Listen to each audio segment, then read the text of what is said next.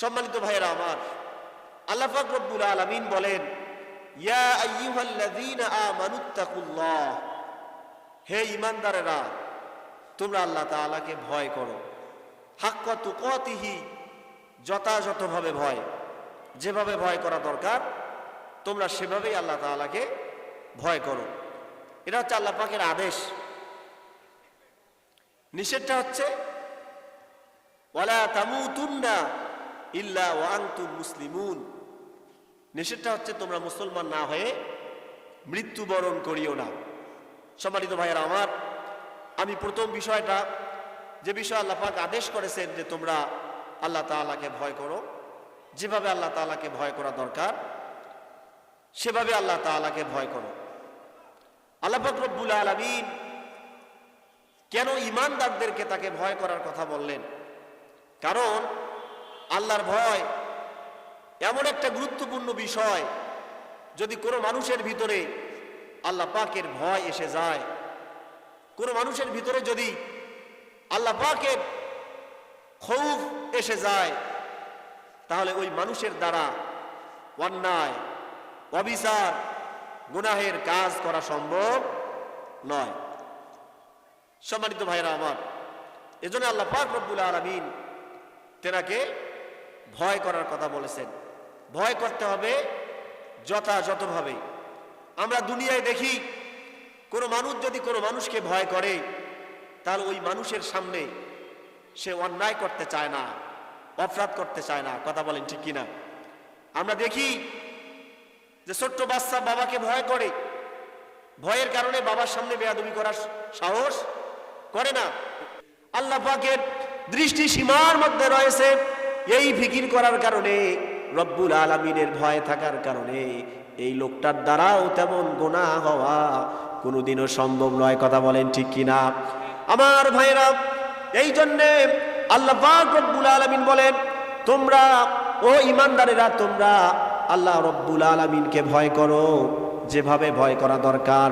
তার মানে তোমরা দুনিয়ায় মানুষকে যেভাবে ভয় করে, গুনাহ থেকে বেঁচে থাকো, অন্যায় থেকে বেঁচে থাকো, অপরাধ থেকে বেঁচে থাকো, ঠিক তার চেয়েও বেশি বেশি গুণ আল্লাহ রব্বুল আলামিনকে ভয় করো।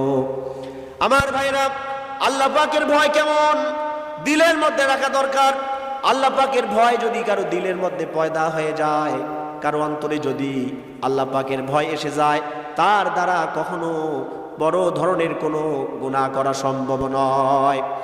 অসংখ্য প্রমাণ আদি হাদিসের মধ্যে রয়েছে, ইতিহাসের মধ্যে রয়েছে। অসংখ্য ঘটনা থেকে কয়েকটি ঘটনা আমি আপনাদের সামনে তুলে ধরব। সম্মানিত ভাইয়েরা আমার, আমরা সকলে হযরতে ওমর রাদিয়াল্লাহু তাআলা আনহুর কথা শুনেছি। আমরা জানি হযরতে ওমর রাদিয়াল্লাহু তাআলা আনহু একজন মুত্তাকি লোক ছিলেন, একজন কঠোর পর্যায়ের শাসক ছিলেন। তার শাসন আমলে কোনো মানুষ তেমন বড় ধরনের কোনো অন্যায় করার সাহস করে নাই। আমার ভাইরা, হযরত ওমরের যুগের ঘটনা। হযরত ওমর রাদিয়াল্লাহু তাআলা আনহু রাষ্ট্রীয় কাজে এক এলাকা থেকে আর এক এলাকায় সফরে যাচ্ছেন। যাওয়ার পথে হঠাৎ করে হযরত ওমর রাদিয়াল্লাহু তাআলা আনহুর পানির পিপাসা লাগলেন। তাই তিনি তার খাদেম আসলামকে ডাক দিয়ে বলেন, আসলাম, দেখো তো কোথাও পানি পাওয়া যায় কিনা। হযরতে আসলাম পানি তালাশ করার জন্য বের হলেন। চতুর্দিকে ঘুরে ফিরে দেখলেন কোথাও পানি নাই, কিন্তু একটু দূরে একজন যুবককে দেখা যাচ্ছে যে মাঠের মধ্যে, মরুভূমির মধ্যে ছাগল চড়াইতেছে। আসলাম এসে বলে, আমিরুল মুমিনিন, খলিফাতুল মুসলিমিন, আমি চতুর্দিকে তালাশ করে দেখলাম কোথাও কোনো পানি পাওয়া যাচ্ছে না, কিন্তু সামনে একটা যুবককে দেখা যাচ্ছে, সে ছাগল চড়াইতেছে। আমার মনে হয় সে রাখাল। আমিরুল মুমিনিন হযরত ওমর রাদিয়াল্লাহু তাআলা আনহু আসলামকে ডাক দিয়ে বলেন, আসলাম, তুমি দেরি করো না, জলদি করে আমাকে তার কাছে নিয়ে যাও। খাদেম আসলাম আমিরুল মুমিনিন হযরত ওমর রাদিয়াল্লাহু তাআলা আনহুকে নিয়ে ওই রাখালের কাছে গেলেন। হযরত ওমর রাখালের কাছে গিয়ে সালাম বিনিময় করলেন। সালাম বিনিময়ের পর্ব যখন শেষ হয়ে গেল, হযরত ওমর রাদিয়াল্লাহু তাআলা আনহু রাখালকে জিজ্ঞেস করলেন, ভাই, আমি বড় ক্ষুধার্ত এবং তৃষ্ণার্ত, তৃষ্ণায় আমার গলা শুকিয়ে গেছে, কলিজা ফেটে যাচ্ছে, অনুগ্রহ করে তোমার ছাগলগুলো থেকে একটু দুধ দহন করে আমাকে পান করাও। হযরত ওমরের কথা শুনে রাখাল বলতেছে, হুজুর শোনেন, এই যে ছাগলগুলো দেখতেছেন এগুলো আমি রাখালি করি বটে, কিন্তু একটা ছাগলও আমার না, এগুলো আমার মালিকের ছাগল। আমার মনিব আমার মালিক থাকে মদিনায়, আমি তার ছাগলগুলো দেখাশোনা করি। এখন বলেন, মনিবের হুকুম ব্যতীত, মালিকের অনুমতি ছাড়া আমি কেমন করে দুধ দহন করব? আমার পক্ষে মনিবের হুকুম ছাড়া, অনুমতি ছাড়া দুধ দহন করা সম্ভব নয়, আমি আপনাকে দুধ দিতে পারবো না। ওমর রাদিয়াল্লাহু তাআলা আনহু দেখলেন এ যুবকের তো মোটামুটি ঈমানী শক্তি অনেক মজবুত। হযরত ওমরের অভ্যাস ছিল, তার আদত ছিল, তিনি মানুষকে পরীক্ষা করতেন, যাচাই বাছাই করতেন। হযরত ওমর লোকটাকে পরীক্ষা করার জন্যে, যুবককে পরীক্ষা করার জন্যে হযরত ওমর তাকে বললেন, ও ভাই শোনো, এই যে তোমার ছাগলগুলো আছে, এই ছাগলগুলো কি মাঝে মধ্যে দুই একটা বাঘে খেয়ে ফেলে না? রাখাল বললেন, হ্যাঁ, মাঝে মধ্যে এরকম বকরির পাল থেকে বাঘ এসে বকরির পালে হামলা করে, দুই একটা বকরি নিয়ে যায়। হযরত ওমর বলেন, তাহলে ঠিক আছে, শোনো, তুমি এক কাজ করো, দুধ যেহেতু দিবে না, ঠিক আছে, তুমি একটা ছাগল আমার কাছে বিক্রি করে দাও। তুমি আমার কাছে ছাগল বিক্রি করে দাও, আমি ওই ছাগল থেকে দুধ দহন করব, প্রয়োজনে ছাগলটা জবে করে আমি তার গোশত ভক্ষণ করব, তার মাংস খাবো, গোশত খাবো। আর তোমার মনিব যখন তোমাকে জিজ্ঞেস করবে ছাগল কি হয়েছে, একটা ছাগল কম কেন, তখন তুমি তোমার মনিবকে বলে দিবে যে স্যার বা মনিব, আমার এই ছাগলটা একটা বাঘে নিয়ে গেছে, বাঘে খেয়ে ফেলেছে একটা ছাগলকে। হযরত ওমর রাদিয়াল্লাহু তাআলা আনহু রাখালকে যখন এই প্রস্তাব পেশ করলেন, সঙ্গে সঙ্গে রাখাল হযরত ওমরকে লক্ষ্য করে বলে, ইয়া হাযা ফাইনাল্লাহ। রাখাল হযরত ওমরকে লক্ষ্য করে বলতেছে, এ আল্লাহর বান্দা, তুমি এটা কি বলো? আমার মনিব আমার কাছে নাই, কিন্তু আমার আল্লাহ কোথায়? তিনি তো আমাকে দেখতেছেন, আমি তো আমার আল্লাহর দৃষ্টি সীমার মধ্যেই রয়েছি। আমার মনিব জানবে না তার ছাগল কি হয়েছে, কিন্তু আমার মনিবের মনিব যিনি আল্লাহ, তিনি তো আমার মাথার উপরে আছে, তিনি তো আমাকে দেখতেছে। আমি তার থেকে কিভাবে লুকাবো, আমি তার থেকে কিভাবে গোপন করব? রব্বুল আলামিন তো আমার সমস্ত কর্মকাণ্ড দেখতেছে। রাখালের কাছ থেকে যখন হযরত ওমর রাদিয়াল্লাহু তাআলা আনহু এরকম বক্তব্য শুনলেন, হযরত ওমরের যাচাই করা হয়ে গেল এই রাখালের ঈমানী শক্তি অনেক বড়, তার ভিতরে আল্লাহ পাকের ভয় যথাযথভাবে রয়েছে। তখন হযরত ওমর যুবককে ডাক দিয়ে বলে, যুবক শোনো, আমি তোমাকে পরীক্ষা করার জন্য কথাটা বলেছিলাম, মূলত তোমার কাছ থেকে ছাগল কেনার জন্য আমি বলি নাই। ও রাখাল শোনো, তোমার মতো তাকওয়াবান মুত্তাকি আল্লাহ ভীরু লোক যদি আমার রাষ্ট্রের ভিতরে থাকে, আমার রাষ্ট্র নড়বে সরবে, কিন্তু কখনো আমার রাষ্ট্র পড়ে যাবে না। কোন সুবহানাল্লাহ। যাদের হৃদয়ে আছে আল্লাহর ভয়, তারা কভু পথ ভুলে যায় না। আল্লাহর প্রেম ছাড়া এই দুনিয়ায় কারো কাছে কোনো কিছু চায় না, কারো কাছে কোনো কিছু চায় না। যাদের হৃদয়ে আছে আল্লাহর ভয়, তারা কভু পথ ভুলে যায় না। আল্লাহর প্রেম ছাড়া এই দুনিয়ায় কারো কাছে কোনো কিছু চায় না, কারো কাছে কোনো কিছু চায় না।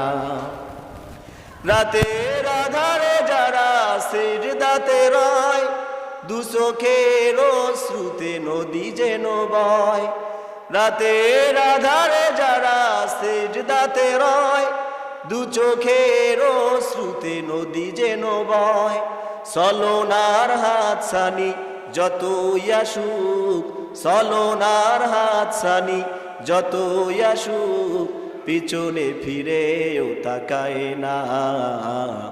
আল্লাহর প্রেম ছাড়া এই দুনিয়ায় কারো কাছে কোনো কিছু চায় না, কারো কাছে কোনো কিছু চায় না। কথা বলেন ঠিক কিনা? সম্মানিত ভাইরা আমার, আল্লাহ পাকের ভয় যদি কোনো মানুষের ভিতরে তৈরি হয়ে যায়, তাহলে ওই মানুষের দ্বারা বড় ধরনের কোনো গুনাহ সংগঠিত হওয়া সম্ভব না। যেমনি ভাবে রাখালের ভিতরে আল্লাহ পাকের ভয় ছিল, আল্লাহর ভয় থাকার কারণে ওই রাখাল ছাগল বিক্রি করতে পারে নাই, রাখাল দুধ দহন করতে পারে নাই। সম্মানিত ভাইরা আমার, সেই কথাই রব্বুল আলামিন সূরা আলে ইমরানের 102 নম্বর আয়াতের ভিতরে আল্লাহ পাক রব্বুল আলামিন জানাই দিচ্ছেন, ইয়া আইয়ুহাল্লাযীনা আমানুত্তাকুল্লাহা হাক্কা তুকাতিহি ওয়া লা তামুতুন্না ইল্লা ওয়া আনতুম মুসলিমুন। ও ঈমানদারেরা, তোমরা আল্লাহ রব্বুল আলামিনকে ভয় করো যেভাবে ভয় করা দরকার, আর মুসলমান না হয়ে তোমরা কখনোই মৃত্যুবরণ করো না। আমার ভাইরা, আল্লাহ রব্বুল আলামিন ঈমানদারদেরকে তাকে ভয় করার জন্য বললেন যথাযথভাবে। আমরা আল্লাহকে জিজ্ঞেস করি, রব্বুল আলামিন, আমরা যদি তোমাকে ভয় করি, আমরা যদি তোমার ভয় অন্তরের ভিতরে লালন করি, তাহলে আমাদের লাভ কি? আল্লাহ রব্বুল আলামিন নবীজির মাধ্যমে জানাই দিলেন, কোন বান্দা যদি আল্লাহ রব্বুল আলামিনকে ভয় করে, কোন বান্দা যদি আল্লাহ রব্বুল আলামিনকে ভয় করার নীতি অবলম্বন করে, তাহলে রব্বুল আলামিন দুনিয়ায় তাকে নিরাপত্তার জীবন দান করবেন, শান্তির জীবন দান করবেন, আর পরকালের কঠিন আযাব থেকে আল্লাহ তাআলা তাকে বাঁচাইয়া তার জন্য জান্নাতের ফয়সালা করবেন। কোন সুবহানাল্লাহ। আমার ভাইরা, হাদিসের মধ্যে এসেছে এক ব্যক্তির ঘটনা। হাদিসটি বিভিন্ন ঘটনাটি বিভিন্ন হাদিসের কিতাবে এসেছে, মিশকাতে এসেছে, মুসলিমে এসেছে, বুখারীর মধ্যে এসেছে, বিভিন্ন কিতাবের মধ্যে হাদিসটি বর্ণিত হয়েছে। এক ব্যক্তি বনি ইসরাইলের, সে জীবনে কখনো কোনো ইবাদত বন্দেগী করে নাই, শুধু আল্লাহ পাকের নাফরমানি করেছে, শুধু আল্লাহ পাকের নাফরমানি করেছে, গোটা জীবনটা নাফরমানি করে কাটিয়ে দিয়েছে, কখনোই আল্লাহ পাকের ইবাদত বন্দেগী করে নাই। ওই লোকটা যখন শেষ বয়সে এসে গেল, বার্ধক্যে এসে গেল, লোকটা ভাবলেন যে আমি আর দুনিয়াতে বেশি দিন বাঁচবো না, আমার মরণের সময় এসে গেছে। তখন তিনি তার সন্তানদেরকে ডাক দিলেন, ডাক দিয়ে বলেন, ও আমার সন্তানেরা শোনো, আমি যদি মারা যাই, আমি মারা যাওয়ার পর তোমরা আমাকে কোনো কবরে দাফন করবে না, কোনো গোরস্থানে আমাকে দাফন করবে না। ছেলেরা বলল, বাবা তাহলে কি করব? লোকটা ডাক দিয়ে বলে, বাবা শোনো, আমাকে দাফন না করে তোমরা আমার লাশটাকে, আমার দেহটাকে আগুনের মধ্যে পুড়িয়ে ফেলবে। আগুনে পুড়িয়ে ফেলার পরে আমার ছাইগুলিকে দুই ভাগে বিভক্ত করবে। দুই ভাগে বিভক্ত করার পর এক ভাগ ছাই তোমরা বাতাসের সাথে মিলিয়ে দিবে, আর এক ভাগ ছাই তোমরা সাগরের পানির সাথে মিশিয়ে দেবে।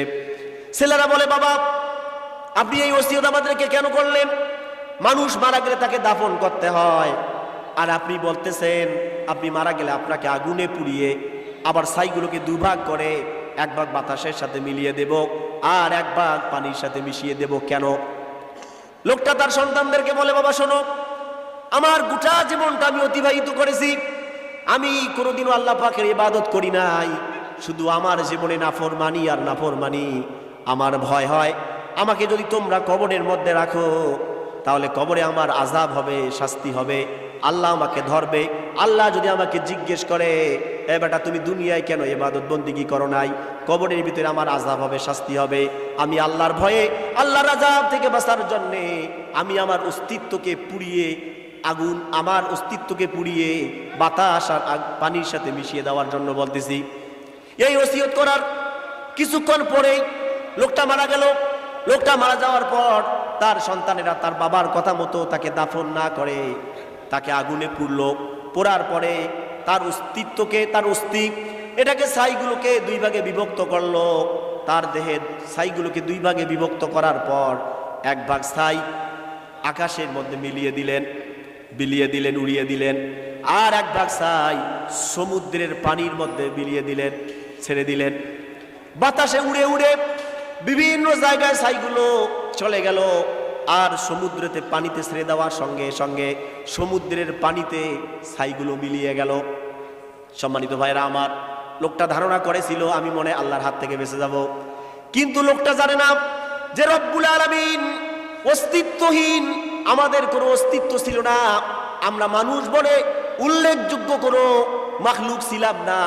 আল্লাহ পাক রব্বুল আলামিন এক ফোঁটা নাপাক বিন্দু থেকে, এক ফোঁটা নাপাক বীর্য থেকে আল্লাহ পাক রব্বুল আলামিন আমাদেরকে অস্তিত্ব দান করেছেন। মানুষ আকারে আমাদেরকে আল্লাহ পাক দুনিয়ায় প্রেরণ করেছেন। কথা বলেন ঠিক কিনা? যে রব্বুল আলামিন অস্তিত্বহীন মানুষকে অস্তিত্ব দান করতে পারে, যে রব্বুল আলামিন আমাদেরকে এত সুন্দর গোটা দেহ দান করেছেন, সেই রব্বুল আলামিন কি ওই উড়িয়ে থাকা ছাই আর পানিতে মিশিয়ে থাকা ছাইগুলোকে একত্রিত করতে পারবেন না? অবশ্যই পারবেন। লোকটাকে যখন পুড়ে তার ছাইগুলো আকাশের সাথে মিলিয়ে দেওয়া হলো, সমুদ্রের পানির সাথে যখন তার ছাইগুলোকে মিশিয়ে দেওয়া হলো, এবার আল্লাহ পাক রব্বুল আলামিন বাতাসকে হুকুম করলেন, ও বাতাস, তোমার বুকে ছড়িয়ে ছিটিয়ে থাকা ওই ব্যক্তির সমস্ত ছাইগুলোকে তুমি একত্রিত করে দাও। কান সুবহানাল্লাহ। আমার ভাইরা, বাতাস হুকুম মানে কার? আল্লাহ পাকের। বাতাস আল্লাহ পাকের গোলাম। সমুদ্রের পানিগুলো আল্লাহ পাকের গোলাম। ঠিক তেমনিভাবে সমুদ্রের পানিগুলো আল্লাহ পাক হুকুম করলেন, ও সমুদ্র, তোমার বুকের ভিতরে আমার বান্দার ছাইগুলো যত জায়গায় ছড়িয়ে ছিটিয়ে রয়েছে সমস্ত ছাইগুলোকে একত্রিত করে দাও। সঙ্গে সঙ্গে সমুদ্র তার বুকে ছড়িয়ে ছিটিয়ে থাকা, তার তলদেশে ছড়িয়ে ছিটিয়ে থাকা সমস্ত ছাইগুলোকে একত্রিত করে দিলেন। এবার বাতাসের ছাই আর সমুদ্রের মধ্যে ছড়িয়ে ছিটিয়ে থাকা ছাইগুলো যখন একত্রিত হয়ে গেল, আল্লাহ পাক রব্বুল আলামিন দুইটাকে একত্রিত করে আবার লোকটার অস্তিত্ব দান করলেন। কোন সুবহানাল্লাহ? জোরে কোন না সুবহানাল্লাহ?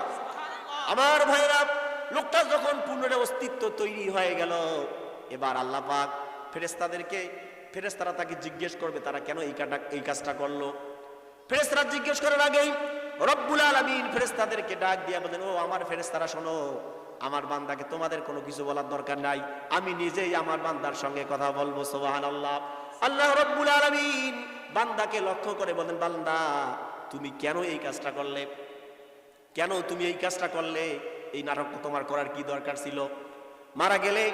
মারা যাওয়ার পরে তোমার সন্তানদেরকে নসিহত করলে আমাকে পুরাবা, পুরার পরে ছাইগুলোকে বাতাসের সাথে সমুদ্রের সাথে মিলিয়ে দিবা, এই নাটকটা তুমি কেন করলে? লোকটা কিছুই বলল না। লোকটা রব্বুল আলামিনকে শুধু জানালো, রব্বুল আলামিন, তুমি তো জানো আমি কোনো ইবাদত বন্দিগি করি নাই, শুধু নাফরমানি আর নাফরমানি করেছি। আয় আল্লাহ তাআলা, এই নাফরমানি করার কারণে আমি এই নাফরমান দেহটা নিয়ে, নাফরমান মুখটা নিয়ে আমি কিভাবে তোমার সামনে মুখ দেখাবো, এই ভয়ে, তোমার আযাবের ভয়ে আমি এই ঘটনাটা ঘটাইছি। আল্লাহ পাক রব্বুল আলামিন ওই ব্যক্তিকে লক্ষ্য করে বলেন, ও আমার বান্দা, তুমি যেহেতু আমার ভয়ে এই নাটক করেছো, আমার ভয়ে নিজেকে পুরাইছো, ও আমার ফেরেশতারা তোমরা সাক্ষী থাকো যে বান্দা আমার ভয়ে, আমার ভয়ে, আমার সাক্ষাতের ভয়ে যে বান্দা এই কাজটা করেছে, তোমরা সাক্ষী থাকো, আমি আমার এই বান্দাকে মাফ করে দিলাম আর তার জন্য জান্নাতের ফয়সালা করে দিলাম। খান সুবহানাল্লাহ। আল্লাহ রাব্বুল আলামিন বলেন, ইয়া আইয়ুহাল্লাযীনা আমানু তাকুল্লাহ হাক্কা তুকাতিহি ওয়া লা তামুতুন্না ইল্লা ওয়া আনতুম মুসলিমুন। আমার আল্লাহ রাব্বুল আলামিন ডাক দিয়ে বলেন, ও ঈমানদারেরা, তোমরা আল্লাহ রাব্বুল আলামিনকে ভয় করো। কেমন ভয়? যেভাবে ভয় করা দরকার সেইভাবে ভয় করো। আমরা বললাম, রব্বুল আলামিন, আমরা যদি তোমাকে ভয় করি তাহলে আমাদের লাভ কি? আল্লাহ পাক নবীজির মাধ্যমে আমাদেরকে জানায় দেন, তোমরা যদি আল্লাহ পাককে ভয় করো তাহলে আল্লাহ রব্বুল আলামিন তোমাদেরকে দুনিয়ায় শান্তি দেবে, নিরাপত্তা দান করবে, আর মরার পরে তোমাদেরকে আল্লাহ রব্বুল আলামিন চির সুখের স্থান জান্নাত দান করে দিবে। কোন সুবহানাল্লাহ। আল্লাহ পাক রব্বুল আলামিনকে ভয় করার লাভ কি? আল্লাহ পাক রব্বুল আলামিন বলেন, ফাআম্মা মান খাফা মাকামা রাব্বিহি ওয়া নাহান নাফসা আনিল হাওয়া ফাইন্নাল জান্নাতা হিয়াল মাওয়া। রব্বুল আলামিন বলেন, কোন মানুষ যদি কিয়ামতের ময়দানে আল্লাহর সামনে দাঁড়ানোর ভয়ে নফসের প্রবৃত্তি থেকে, নফসের কুমন্ত্রণা থেকে, প্রবৃত্তির প্রবঞ্চনা থেকে যদি নিজেকে ফিরায় রাখে, গুনাহের কাছ থেকে যদি নিজেকে বাঁচায় রাখে, তাহলে আল্লাহ পাক রব্বুল আলামিন কিয়ামতের দিন তার অবস্থান করে দিবেন জান্নাতের ভিতরে। কোন সুবহানাল্লাহ। সূরা রহমানের ভিতরে রব্বুল আলামিন বলেন ওয়ালিমান খাফা মাকামা রাব্বিহি জান্নাতান। আল্লাহ পাক রব্বুল আলামিন বলেন যে ব্যক্তি তার রবের ভয়ে গুনাহ থেকে বেঁচে থাকবে, যে ব্যক্তি কিয়ামতের দিন আল্লাহর সামনে দাঁড়াতে হবে, আল্লাহর সামনে হিসাব দিতে হবে, আল্লাহর সামনে নিজেকে জবাবদেহি করতে হবে, এই ভয়ের কারণে গুনাহ থেকে বেঁচে থাকে, অন্যায় থেকে বেঁচে থাকে, অপরাধ থেকে বেঁচে থাকে, এই কারণে আল্লাহ তাআলা কিয়ামতের দিন এমন বান্দাদেরকে দুইটা জান্নাত দান করবে। কোন সুবহানাল্লাহ। আমার ভাইরা, আল্লাহ পাকের ভয় দিলের ভিতরে থাকলে মানুষ গুনাহ করতে পারে না। আল্লাহ পাকের ভয় মানুষের অন্তরে লালন করলে ওই মানুষের দ্বারা বড় ধরনের কোনো অপরাধ সংগঠিত হতে পারে না। কথা বলেন ঠিক কিনা? আমার ভাইরা, আমরা পত্র পত্রিকায় দেখেছি, টিভি নিউজে আমরা সংবাদ পেয়েছি, এদেশের মন্ত্রী মিনিস্টাররা লক্ষ লক্ষ টাকা দেশ থেকে পাচার করেছে। কথা বলেন ঠিক কিনা? আমার ভাইরা, এত পুলিশ, এত মিডিয়া, এত গোয়েন্দা সংস্থার লোক থাকার পরেও লোকগুলো কিভাবে টাকা পাচার করলো? তার মানে বোঝা গেল আল্লাহর ভয় ভেতরে না থাকলে সব কিছু করা সম্ভব। কথা বলেন ঠিক কিনা? যদি এই মন্ত্রী মিনিস্টারদের ভিতরে রব্বুল আলামিনের ভয় থাকতো তাহলে তারা কালো বাজারি করে দেশের টাকা বিদেশে পাচার করার সাহস পাইতো না। কথা বলেন ঠিক কিনা? আমার ভাইরা, যদি প্রশাসনের ভিতরে আল্লাহ পাকের ভয় থাকতো, প্রশাসনিক কর্মকর্তাদের ভিতরে যদি রব্বুল আলামিনের ভয় থাকতো, তাহলে অবৈধভাবে নিরপরাধ লোকগুলোকে তারা কারারুদ্ধ করে বন্দী করে পারত না। কথা বলেন ঠিক কিনা? আমার ভাইরা, যদি তাদের ভিতরে আল্লাহ পাকের ভয় থাকতো তাহলে তারা কোরআনের পাখিকে ইনজেকশন পুশ করে পয়জন ঢুকিয়ে অন্যায়ভাবে অবৈধভাবে হত্যা করার দুঃসাহস করত না। কথা বলেন ঠিক কিনা? আল্লাহর ভয় অন্তরে না থাকার কারণে তাদের দ্বারা এই সমস্ত কর্মকাণ্ড করা সম্ভবপর হয়েছে। কথা বলেন ঠিক কিনা? আমার ভাইরা, রব্বুল আলামিন বলেন ইয়া আইয়ুহাল্লাযীনা আমানু তাকুল্লাহ, ও ঈমানদারেরা তোমরা রব্বুল আলামিনকে ভয় করো, হাক্কা তুকাতিহি, যথাযথভাবে। আল্লাহ পাক আমাদেরকে তাকে যথাযথভাবে ভয় করার তৌফিক দান করুন, বলেন আমিন। সম্মানিত ভাইরা আমার, আপনার হযরত ইউসুফ আলাইহিস সালাতু ওয়াস সালামের নাম শুনেছেন। আমরা জানি আল্লাহ পাক হযরত ইউসুফ আলাইহিস সালাতু ওয়াস সালামের ঘটনা আর জুলাইখার ঘটনা সূরা ইউসুফ নাজিল করে আমাদেরকে জানাই দিয়েছেন। আমরা জানি জুলাইখা হযরত ইউসুফ আলাইহিস সালামের প্রতি আসক্ত ছিলেন। হযরত ইউসুফ আলাইহিস সালাতু ওয়াস সালামকে বড় ভালোবাসতেন, মহব্বত করতেন, কিন্তু ইউসুফ আলাইহিস সালাতু ওয়াস সালামের প্রতি জুলেখা ছিলেন বড় দুর্বল। আমরা জানি হযরত ইউসুফকে নিয়ে জুলেখা যখন অন্দর মহলে চলে গেল, চলে যাওয়ার পরে বারবার যখন তাকে গুনার দিকে আকর্ষিত করার চেষ্টা করতে লাগলো, আমরা জানি তাফসীরের কিতাবের মধ্যে রয়েছে জুলেখা ইউসুফকে, আমাদের পয়গম্বর হযরত ইউসুফ আলাইহিস সালাতু ওয়াস সালামকে গুনাহের কাজে লিপ্ত করার জন্য বারবার তিনি তাকে পরিচিত করতে লাগলেন, প্রলোভন দেখাতে লাগলেন। আমার ভাইরা, শত চেষ্টা করার পরেও হযরত ইউসুফ আলাইহিস সালাতু ওয়াস সালামকে জুলেখা তার প্রেমের ফাঁদে ফেলাতে পারে নাই, গুনাহের কাজে লিপ্ত করাতে পারে নাই। কারণ কি? আমার ভাইরা, তাফসীরের কিতাবের মধ্যে রয়েছে জুলেখা যখন বিবস্ত্র হয়ে গেলেন, শরীর থেকে তার সমস্ত কাপড়গুলো খুলে ফেললেন, তখন হযরত ইউসুফ আলাইহিস সালাতু ওয়াস সালাম জুলেখার সামনেই ছিল, কিন্তু জুলেখার দিকে একটিবারের জন্য তিনি নজর করে তাকান নাই। কোন সুবহানাল্লাহ। আমার ভাইরা, ইউসুফ আলাইহিস সালাতু ওয়াস সালাম দেখলেন জুলেখা একটা কাপড় দিয়ে তার ঘরে যে একটা দেবতার মূর্তি ছিল এই মূর্তিটাকে ঢেকে দিলেন। ইউসুফ আলাইহিস সালাতু ওয়াস সালাম জুলেখাকে জিজ্ঞেস করলেন, জুলেখা এই মূর্তিটাকে তুমি কেন ঢেকে দিলে? জুলেখা বলে, এই মূর্তির সামনে আমি যে একটা খারাপ কাজ করব এটা করতে আমাকে শরম লাগে, লজ্জা লাগে, এই জন্য আমি মূর্তির চোখগুলো ঢেকে দিলাম। হযরত ইউসুফ ডাক দিয়ে বলে, ও জুলেখা শোনো, তোমার ঘরে যে মূর্তিটা রেখেছো তার চোখ আছে ঠিকই, কিন্তু চোখ দিয়ে সে দেখতে পারে না, কান আছে ঠিকই, কান দিয়ে শুনতে পারে না, মুখ আছে ঠিকই, কিন্তু মুখ দিয়ে কথা বলতে পারে না, হাত আছে, হাত দিয়ে কোনো কিছুই ধরতে পারে না, পা আছে, পা দিয়ে চলতে পারে না, ও জুলেখা শোনো, যেটা কথা বলতে পারে না, দেখতে পারে না, শুনতে পারে না, হাত দিয়ে ধরতে পারে না, পা দিয়ে হাঁটতে পারে না, এমন একটা মূর্তিকে, এমন একটা দেবতাকে তুমি যদি লজ্জা করো, তুমি যদি শরম করো, তাহলে শোনো, যে রব আমাকে সার্বক্ষণিক দেখে, যে রব আমাকে সব সময় পরিচালনা করে, যে রব আমাকে বারবার দেখে, যে রব সব সময় গোটা সৃষ্টি জগৎকে অবলোকন করে, পর্যবেক্ষণ করে, আমি তো সেই রবের গোলাম, আমি তার সামনে কেমন করে তোমার সামনে অপকর্ম করব? আমার ভাইরা, মুফাসসিরে কিরাম লেখেন, হযরত ইউসুফ আলাইহিস সালাতু ওয়াস সালাম অপকর্মে লিপ্ত না হওয়ার যে কারণটা, সেটা হলো আল্লাহ রাব্বুল আলামিনের দয়া, আর ইউসুফ আলাইহিস সালাতু ওয়াস সালামের ভিতরে যে রব্বুল আলামিনের ভয় ছিল, খৌফ ছিল, এই কারণে হযরত ইউসুফ আলাইহিস সালাম বেঁচে গেছে। কোন সুবহানাল্লাহ। আমার ভাইরা, শত চেষ্টা করার পরেও জুলেখা যখন হযরত ইউসুফ আলাইহিস সালাতু ওয়াস সালামকে জেনায় লিপ্ত করাতে পারলেন না, যখন ইউসুফ আলাইহিস সালাতু ওয়াস সালাম আল্লাহর ভয়ে জুলেখার থেকে মুখ ফিরাই নিলেন, আল্লাহ পাক রব্বুল আলামিন হযরত ইউসুফ আলাইহিস সালাতু ওয়াস সালামের জন্য আল্লাহ পাক পথ খুলে দিলেন, রাস্তা খুলে দিলেন, কপাটগুলো খুলে গেল, দরজাগুলো খুলে গেল, হযরত ইউসুফ আলাইহিস সালাতু ওয়াস সালাম নিরাপদে অন্তর্মহল থেকে বের হয়ে আসলেন। কোন সুবহানাল্লাহ। আমার ভাইরা, হযরত ইউসুফ আলাইহিস সালাতু ওয়াস সালামের মতো আমরা যদি রব্বুল আলামিনকে ভয় করতে পারি, ওই রাখালের মতো আমরা যদি আল্লাহ পাকের ভয় অন্তরে লালন করতে পারি, আল্লাহ পাক রব্বুল আলামিন হযরত ইউসুফ আলাইহিস সালাতু ওয়াস সালামকে জুলেখার হাত থেকে যেভাবে রক্ষা করেছেন, অপকর্ম থেকে যেভাবে হেফাজত করেছেন, আল্লাহ পাক রব্বুল আলামিন আমাদেরকেও দুনিয়ার সমস্ত অপকর্ম থেকে, দুনিয়ার সমস্ত পাপাচার থেকে রব্বুল আলামিন আমাদেরকে হেফাজত করবে। কথা বলেন ঠিক কিনা?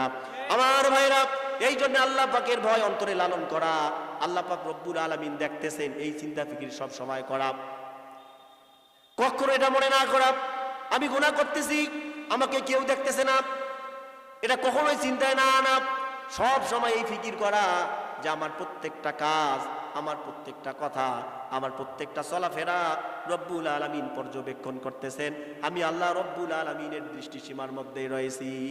আমার ভাইরা, এই চিন্তা চেতনা যদি অন্তরের ভিতরে থাকে, তাহলে গুনাহ থেকে বেঁচে থাকা আমাদের জন্য সহজ হয়ে যাবে। আল্লাহ পাক রব্বুল আলামিনের ভয় অন্তরে পয়দা করা, মুত্তাকি হওয়া, আল্লাহ পাক আমাদেরকে তৌফিক দান করুক, বলেন আমিন।